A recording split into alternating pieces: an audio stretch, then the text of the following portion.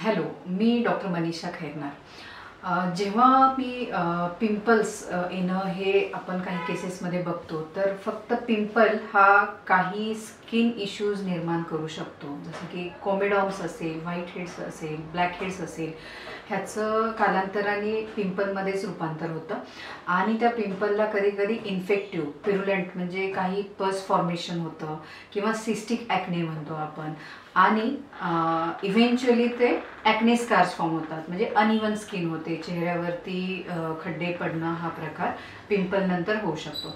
तर जेव्हा आपण कॉस्मेटिक प्रॉब्लेम म्हणून पिंपल ट्रीट करतो दॅट इज ओके, बट त्याचं जर आपण रूट कॉज फाइंड आउट केलं तर पॉलिसिस्टिक ओव्हॅरियन सिंड्रोम ह्याच्यामध्ये वन ऑफ द सिम्पटम म्हणून पण ॲक्ने येतात। तर पॉलिसिस्टिक ओव्हॅरियन सिंड्रोम हा आपण जर नीट पाहिला तर त्याचे कॉजेस असतात की अँड्रोजन लेवल्स वाढलेले असतात, त्याच्यामुळे इन्सुलिन रेजिस्टन्स असतो।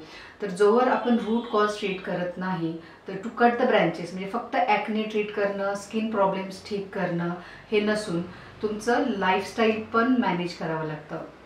तर ह्यामध्ये मुख्य कारणं असतात की नाईट शिफ्ट्स असणं, की स्ट्रेस असतो बऱ्याच वेळेला आणि डिफरंट डाएट फॉर्म्स आपण घेत असतो, स्पायसी फूड, जंक फूड किंवा रिपिटेटिव्ह काही फॅट डाएट्स फॉलो करणं, ह्या कारणांमुळे इन्सुलिन रेजिस्टन्स आणि ॲज अ सिम्पटम म्हणून ॲक्ने येतात। To treat acne as a symptom and for cosmetic purpose हे एक आपल्याला ह्या लेवलला मॅनेज करावं लागतं आणि अदर साईड की to treat PCOS for the holistic approach, जसं की stress management, sleep management, yoga, exercise आणि डायटरी मॅनेजमेंट, जेव्हा आपण ह्या दोन्ही लेवलला काम करतो तेव्हाच आपल्याला ॲक्ने हे पूर्णतः कंट्रोलमध्ये येताना दिसतील आणि PCOS रिव्हर्सल पण व्हायला मदत होईल।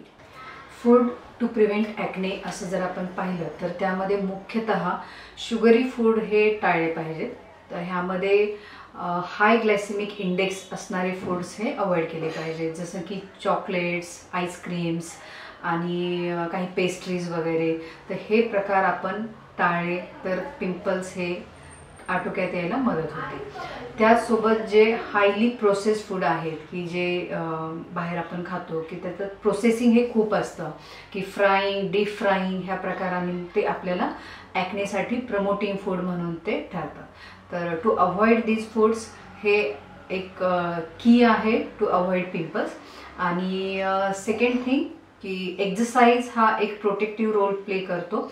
एक्सरसाइज केल्यामुळे आपल्या बॉडीतला इन्सुलिन रेजिस्टन्स हा कमी व्हायला मदत होते आणि त्यातल्या त्यात योगा विथ मेडिटेशन हे आपल्याला stress management along with physical exercise हे दोन्ही पर्पज सॉल्व होतात। त्याच्यामुळे योगा विथ मेडिटेशन टेक्निक्स हा पिंपल्स कंट्रोलमध्ये येण्यासाठी खूप उपयोगाचा ठरतो। थँक्यू।